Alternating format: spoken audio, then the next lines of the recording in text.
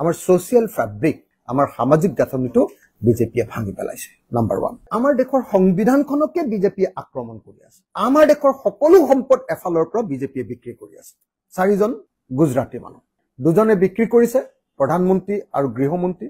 আৰু দুজনে কিনিছে আদানী আৰু আম্বানী আমাৰ এয়াৰপৰ্টৰ নিচিনা বস্তুবিলাক আদানীক দি দিলে আমাৰ গোটেই তেল খাতবিলাক এফালৰ পৰা ব্যক্তিগত কোম্পানীবিলাকক দি দিছে অপাৰেচনৰ সব তেল খাত আনকি ৰেল পৰ্যন্ত এতিয়া বিক্ৰী কৰিবৰ কাৰণে সিদ্ধান্ত হৈছে ৰেল আলি ৰেল ষ্টেচন ৰেল এখন ৰেল এইবিলাক পৰ্যন্ত বিক্ৰী কৰিবলৈ সিদ্ধান্ত হৈছে মুঠতে আমাৰ দেশৰ সকলো সম্পদ মাত্ৰ কেইটামান কৰ্পোৰেট গোষ্ঠীৰ হাতত দি দিছে আমাৰ যিমান ব্যৱসায়ী আছে সবকে সংকটত পেলাই আমেৰিকাৰ আটাইতকৈ ধনী মানুহ এজন আমাজন কোম্পানীৰ মালিকৰ হাতত গোটেই অনলাইন ব্যৱসায় আৰু চীনৰ আটাইতকৈ ধনী কোম্পানী ফ্লিপকাৰ্টৰ হাতত সম্পূৰ্ণৰূপে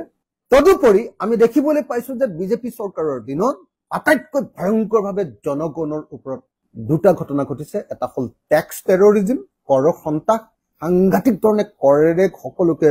দাতিবস্ত কৰি তুলিছে একদম মানুহক ধ্বংস কৰি দিছে আৰু আনটো হল বস্তুৰ অস্বাভাৱিক মূল্য বৃদ্ধি হেতু ঔষধে কক হেতু নিমখে কক হেতু কুকুৰাৰ কণীয়ে কক বা হেতু গেছ সিলিন্ডাৰে কক হেতু মিঠাতেলে কক অথবা হেতু আপুনি মসুৰ দালিয়ে কক প্ৰত্যেকটো বস্তুৰ দাম এই বিজেপি চৰকাৰৰ দিনত ইমান বাঢ়িছে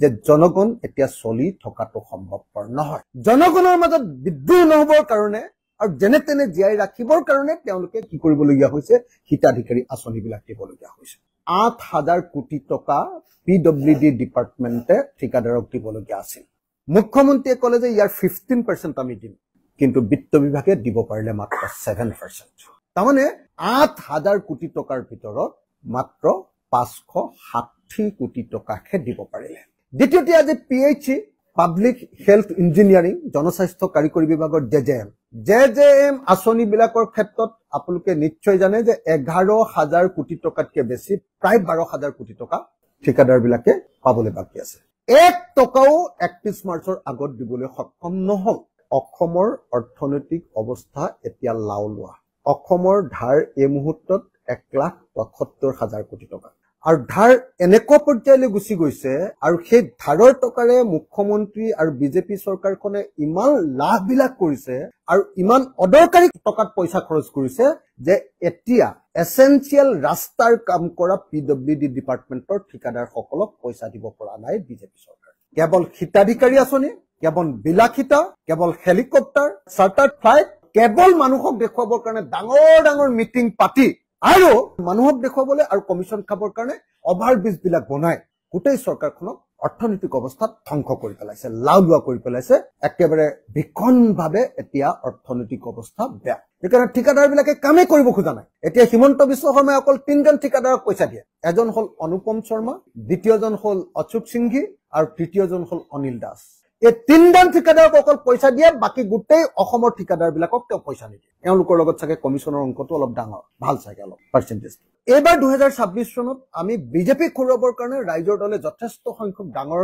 ৰোল প্লে কৰিব লাগিব এবাৰ আমি একদম খুব ষ্ট্ৰেটেজিক্যালি নিৰ্বাচন খেলি আমি বিজেপিক খুৰুৱাব লাগিব আৰু বিজেপিক যদি খুৰুৱাব নোৱাৰো তেতিয়াহলে আমাৰ দেশৰ মানুহৰ অৱস্থা ইয়াতকৈ বেছি ভয়াবহ হ'ব আজিৰ দিনটোত মানুহ হিচাপে জীয়াই থাকিব নোৱাৰে মানুহ কেৱল হিন্দু মুছলমান খ্ৰীষ্টান হিচাপে জীয়াই থাকিব পাৰে আমাৰ সোশিয়াল ফেব্ৰিক আমাৰ সামাজিক গাঁথনিটো বিজেপিয়ে ভাঙি পেলাইছে নাম্বাৰ 1 নাম্বাৰ 2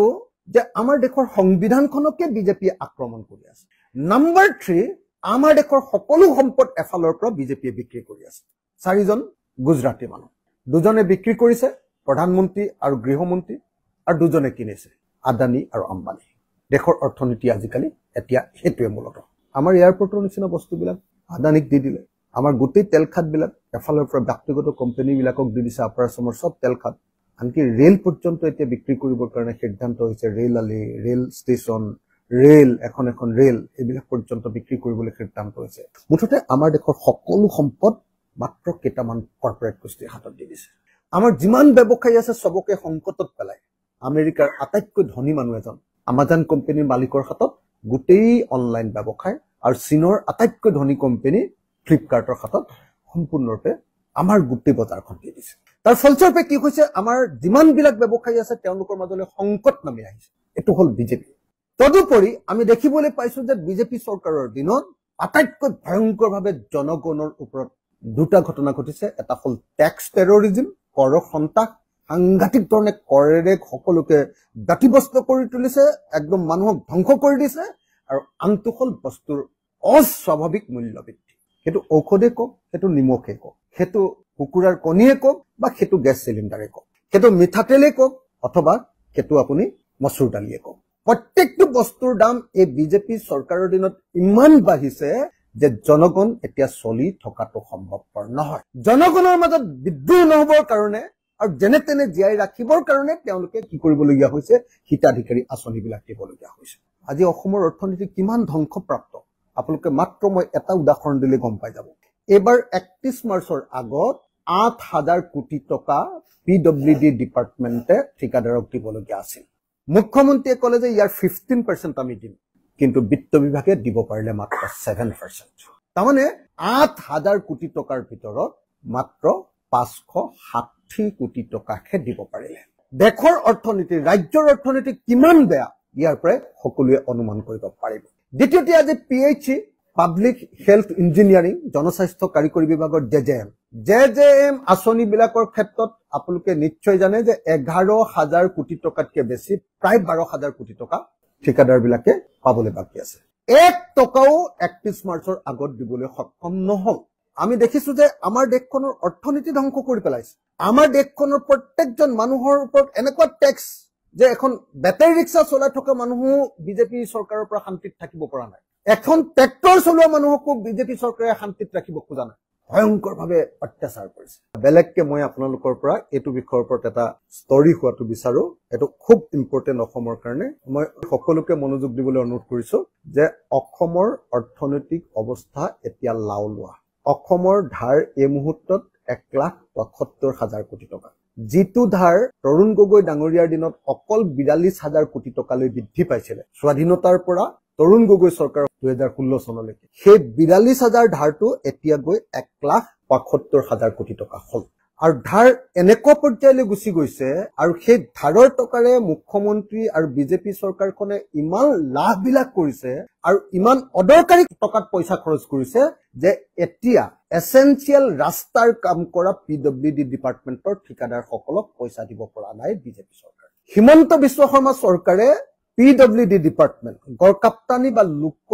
নিৰ্মাণ বিভাগৰ পথ সংমণ্ডলে এতিয়া প্ৰায় 8,000 কোটি টকা ঠিকাদাৰক দিবলৈ বাকী আছে। 8,000 কোটি টকা 31 মাৰ্চ 2025ৰ আগতে দিব লাগিছিলে, কিন্তু 31 মাৰ্চৰ ভিতৰত দিব নোৱাৰিলে। মুখ্যমন্ত্ৰীয়ে সেই 8,000 কোটি টকাৰ 15% মানে 900 কোটি টকা দিবৰ কাৰণে নিৰ্দেশ দিছিলে, কিন্তু বিত্ত বিভাগৰ কোষাগাৰত ধন নথকাৰ কাৰণে মাত্ৰ 7%, 560 কোটি টকাহে দিবলৈ সক্ষম হ'ল। বাকী গোটেই মানুহবিলাকক এতিয়া দিব নোৱাৰাৰ কাৰণে অসমৰ উন্নয়ন স্থবিৰ হৈ পৰিছে। এইটোৱে প্ৰমাণ কৰিছে যে হিমন্ত বিশ্ব শৰ্মা চৰকাৰখন সম্পূৰ্ণৰূপে দেউলীয়া, লাওলোৱা। ইয়াৰ বিপৰীতে আমি দেখিবলৈ পাইছো যে PHE পাব্লিক হেল্থ ইঞ্জিনিয়াৰিং জনস্বাস্থ্য কাৰিকৰী বিভাগৰ জল জীৱন মিছনত 11,000 কোটি টকাতকৈ বেছি টকা এতিয়া ধাৰ মাৰিবলৈ বাকী আছে ঠিকাদাৰ, প্ৰায় 12,000 কোটি টকা। এই 12,000 কোটি টকা জল জীৱন মিছনৰ, 8,000 কোটি টকা PWD, দুইটা লগ লগালে অকল দুটা ডিপাৰ্টমেণ্টত ধাৰ মাৰিবলৈ বাকী আছে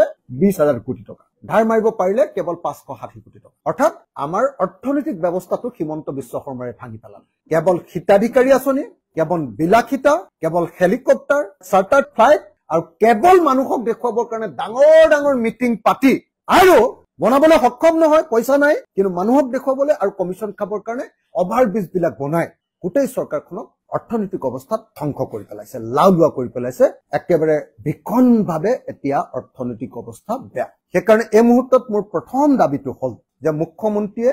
ভাল অৰ্থনীতিকক লৈ, ইকনমিষ্টক লৈ অসমৰ অৰ্থনীতি ভালকে এবাৰ ৰিভিউ কৰিব লাগে আৰু দেউলীয়া অৱস্থাৰ পৰা বচাব লাগে। 2 নম্বৰ কথাটো হ'ল এই অৰ্থনৈতিক অৱস্থাৰ ওপৰত অসমৰ মুখ্যমন্ত্ৰীয়ে এখন হোৱাইট পেপাৰ প্ৰকাশ কৰি অসমৰ মানুহক জনাব লাগে যে তেওঁৰ দিনত ধাৰ কিমান আছিলে আৰু তেওঁ এতিয়া আহি শেষ পৰ্যায়ত কিমান ধাৰ মাৰিলে, কিমান ধাৰ বাকী আছে, আৰু আজিৰ দিনটোত তেওঁ কিয়নো আচলতে উন্নয়নমূলক কাম PWDৰ ৰাস্তা বনোৱা, বিল্ডিং বনোৱা আৰু PHEৰ পানী যোগানৰ পইচাকেইটা কিয়নো দিব পৰা নাই তাৰ কথা তেওঁ অসমৰ ৰাইজক জনাব। ষ্টেট চেয়াৰটোকে তেওঁ কিয় দিব পৰা নাই। তৃতীয়, কিন্তু আটাইতকৈ ইম্পৰ্টেণ্ট কথা আমাৰ ঠিকাদাৰসকল যিসকলে আমাৰ ৰাস্তা কণ্টিনিউ বনাই থাকিব লাগিব এতিয়া বাৰিষা কাল আহিছে ৰাস্তাখিনি ঠিক কৰিব লাগিব কিন্তু ঠিকাদাৰ কোনেও কাম ল'ব নোখোজে কাৰণ এতিয়া দেউলীয়া ৰাজ্য চৰকাৰ দেউলীয়া বুলি সবে গম পাই গ'ল এই চৰকাৰে নিৰ্বাচনৰ আগত আৰু পইচা ঠিকাদাৰক দিব নোৱাৰে বুলি গম পাই গ'ল সেইকাৰণে ঠিকাদাৰবিলাকে কামেই কৰিব খোজা নাই এতিয়া হিমন্ত বিশ্ব শৰ্মাই অকল 3জন ঠিকাদাৰক পইচা দিয়ে আপোনালোকৰ ইয়াৰো এজন আছে বিলাসীপাৰাৰ এজন হ'ল অনুপম শৰ্মা দ্বিতীয়জন হ'ল অচ্যুত সিংঘি আৰু তৃতীয়জন হ'ল অনিল দাস এই 3জন ঠিকাদাৰক অকল পইচা দিয়ে বাকি গোটেই অসমৰ ঠিকাদাৰবিলাকক তেওঁ পইচা নিদিয়ে এওঁলোকৰ লগত চাগে কমিছনৰ অংকটো অলপ ডাঙৰ ভাল চাগে অলপ পাৰ্চেন্টেজ তো গতিকে এই মুহূৰ্তত অসমৰ অৰ্থনৈতিক অৱস্থা অত্যন্ত ভয়াৱহ হিমন্ত বিশ্ব শৰ্মাই অসমৰ অৰ্থনীতি ভাঙি চিঙি শেষ কৰি পেলালে অসমৰ অৰ্থনীতিক দেউলীয়া কৰি পেলালে অসমৰ অৰ্থনীতিক লাওলোৱা কৰি পেলালে অসমৰ ঠিকাদাৰক এতিয়া হিমন্ত বিশ্ব শৰ্মাই প্ৰাপ্য পইচাখিনি দিব নোৱাৰে যাৰ ফলত উন্নয়ন স্তব্ধ হৈ পৰিছে আৰু সেইকাৰণে ইয়াৰ ওপৰত আমি এখন সদন কমিটি এখন বিশেষজ্ঞ কমিটি ইকনমিষ্টৰ কমিটি আৰু এখন হোৱাইট পেপাৰ প্ৰকাশ কৰিবৰ কাৰণে দাবী উত্থাপন কৰিলো আৰু অনতি বিলম্বে ঠিকাদাৰসকলক পইচা দিবৰ কাৰণে দাবী জনালো